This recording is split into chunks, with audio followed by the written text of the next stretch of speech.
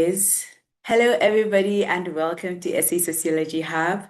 My name is Thandeka Sibanyoni, and in today's video I will be wrapping up our research project series where I spoke about what a research proposal is, what it should do, your literature review, your methodology, and today I want to speak to the last two chapters of your research, which is data analysis and recommendations. So I want this to be simple and practical. So let's get it right into it. Most people think that once you've collected your data, you're done. But this is where your research actually begins. Because if you think about it, the first three chapters, you were talking about what others have done and what you want to do, right? And so chapter 4 is more what you have done, and recommendations are what you found, and it gives you action steps as to saying like what is the way forward. If you don't analyze your data properly and turn it into recommendations, then your research will not have any real impact. It will just be there in the archives. What is data analysis? Data analysis is simply the process of making sense of the data that you've collected. So you're asking, what is this data telling me? Not just describing it, but understanding it. So depending on your study, if you used surveys, you're looking for patterns and trends. And if you've conducted interviews, you're looking for themes and repeated ideas, right? And so more than anything, you're not just telling us what the participants said, because that's what a lot of people miss. So how you write it is also guided by the themes that you said, the objectives that you said you're looking for in chapter 1. You're also comparing what you found, whether that is similar or different to what has been said in chapter 2. And you are also finding new themes coming up. What is it that has not been said? And so you want to make us aware of how your data today is similar or different to what literature had said.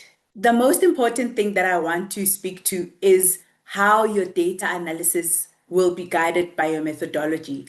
So you can't say that you've done a quantitative research approach in chapter 3 and then you want to analyze your data using themes.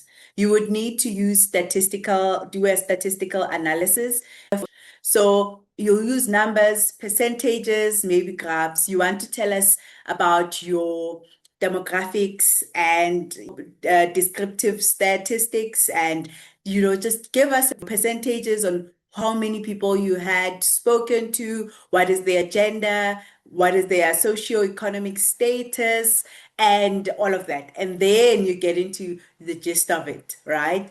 And if you are doing a qualitative approach, if in chapter 3 you said you're going to do a qualitative approach, then you need to look for themes. So you're not going to use statistics, maybe like you'll just describe who you spoke to, but you're not analyzing and saying 60% of participants have argued this and that when you've spoken to 10 people. Okay, so you want to make sure that your analysis is more theme-based than statistically based. So as I've mentioned earlier, that a lot of students will tell us this is what the research said, but it's a common mistake that people do, right? I also did it. I'm very particular about, especially when I'm mentoring people who are doing their postgraduate studies, I look into their data and tell them not to, describe, instead analyze, and there's a difference there. So describing is like telling us this person said this person said that. However, analyzing is you're looking at your data critically and thinking, what are the themes here? This means you're not just going to look into your data once. You are going to go through it multiple times read through the transcripts and see what the people have said, what is coming up, compare that to your literature. That way, you will be able to analyze the data. For example, when you're saying 60% of participants said this, that is not enough. You need to go further and tell us what this suggests, what may be the reason why 60% is saying this. And so that's where we see you applying yourself in your research. So in all of this, analysis is interpretation and not repetition. So once you've analyzed your data, the next step is recommendations. So think of it like this. You're telling a story, right? You told us in chapter 1 what your goal is. And then you went further to see what others have said about your topic, right? And then you said, having seen this is the approach that I'm going to take in order to get my data, which is a chapter 3 methodology. And now you've collected data and you've analyzed your data, told us this is what is found in the studies, right?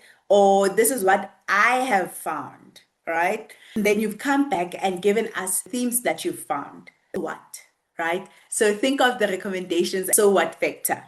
And so you show us, if your findings show a problem, your recommendation must provide a solution. For example, if students struggle with research methodology, your recommendation could be more practical support, mentorship programs, simpler learning resources. So how you go about it is not just saying the recommendations, but you highlight, this is what literature said about this topic. This is what I've found. And so this is the suggestion or the recommendation that I would give to the study, right? Yeah. The other thing to note is that you need to link the findings to your recommendations. So I've given an example of that. And so overall, your recommendations must come from your findings. So this is not your opinion, not your assumptions. Your data must support what you're recommending. This is what makes your research more credible and useful. Okay. When I started, I thought research ends with writing, but I later realized that research is only valuable when it leads to insights and actions. So it doesn't help to come up with, just the research and telling us what you found. It's also important to think about the future and about how this research or what the participants have suggested can be applied in our society, in real life. And that's the difference between just doing research and actually making an impact. So if you haven't looked through the other videos, please check them out. And I hope that they will be useful for you. I am currently working on a course where I would like to help you understand your research in a simpler and practical way. And so if you're interested, please stay connected. Do subscribe, like, and share. And I will see you in the next video. Bye.